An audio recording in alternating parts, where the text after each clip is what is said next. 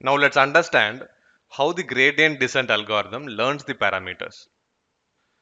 We have seen the equation of linear regression to be this. We have intercept and the various slopes or the beta coefficients of the linear regression equation. We want to find the optimal alpha and the beta coefficients. Let's try to understand with a real life analogy. Now imagine that you are standing on the top of a hill and it is very dark. You cannot actually see what is in front of you and behind you. Say you are standing somewhere over here.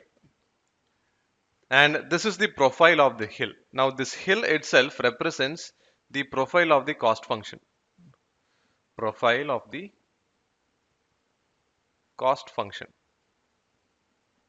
Where cost function is nothing but the mean squared error. In case of linear regression we have seen, the cost function is nothing but the mean squared error. Now for a particular position, now imagine we have just four input variables. Beta 1, beta 2, beta 3 and beta 4 are their coefficients, and the corresponding analogy in terms of this hill location is the position in terms of north, south, east and west. So this is beta 1, beta 2, 3 and 4, right?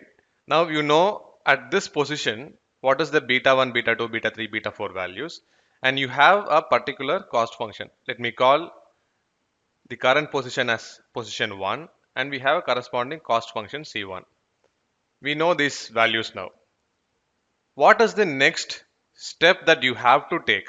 Your objective now is to find the optimal value of the cost function or the minimum most possible value of cost function, and you want to reach that position at this is the optimal value. In this position, what is the value of north, south, east and west, which are nothing but the beta parameter values, correct? We want to reach this position and we want to reach this position at the lowest possible number of steps. Maybe if not the lowest, a much lesser number of steps, because it is up to the user to control the number of steps the gradient descent algorithm itself takes, and that can be controlled based on the learning rate parameter. All right. Now imagine you are standing somewhere over here in the hill. What you can do is you take 1 foot to the east, 1 foot to the north, 1 foot to the west and south, right? And notice how much your height in the hill has changed. You can only take the steps in these four directions because we have only four parameters. Other directions we cannot test. All right.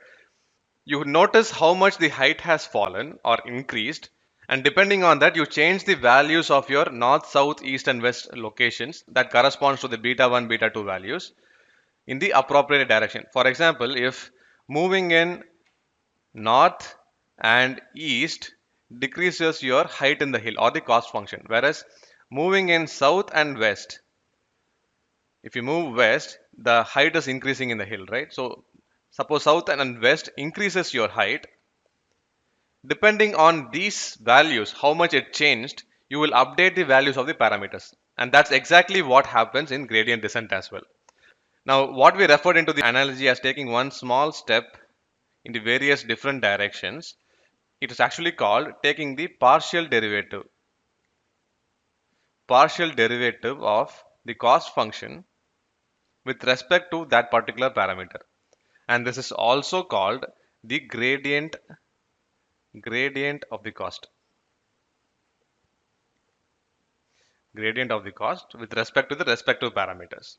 We represent partial derivative using dou C by dou Bj, where beta j is the respective parameter. Here we have beta 1, beta 2, beta 3 and 4. It represents those one at a time. Because we are differentiating with respect to one parameter at a time, it is called a partial derivative or partial differentiation. Now the new value of beta, now we know that we are standing in this position. The next value of beta, when I say beta j, it represents all the four betas, beta 1, beta 2, 3 and 4. The new positions of all the four betas is nothing but the current positions. Here I have written it as old position, the current position minus the learning rate multiplied by the gradient of cost with respect to the respective parameters. So which is nothing but taking a partial derivative of the cost function with respect to the corresponding betas, and that value in case of linear regression is this. Here m is the number of rows in the data set. Beta 1, beta 2, beta 3 and beta 4, they are collectively written as beta transpose here. Bxi is the value of x variables, the 4 input variables in one particular row of the data set. Yi is the corresponding actual value of the y, and xi here is the corresponding actual value of the x variables. We know all of these quantities, so the new value of beta, collectively all the 4 betas here, so beta j I am calling it as. So the new value of beta j is current beta minus this whole value you pass it. It is the learning rate multiplied by the whole value of gradient of the cost. We do this large number of iterations. We do this for maybe 1000 or even 10,000 number of iterations until you are fairly confident that the gradient descent algorithm has converged sufficiently to the minimum value of the cost function.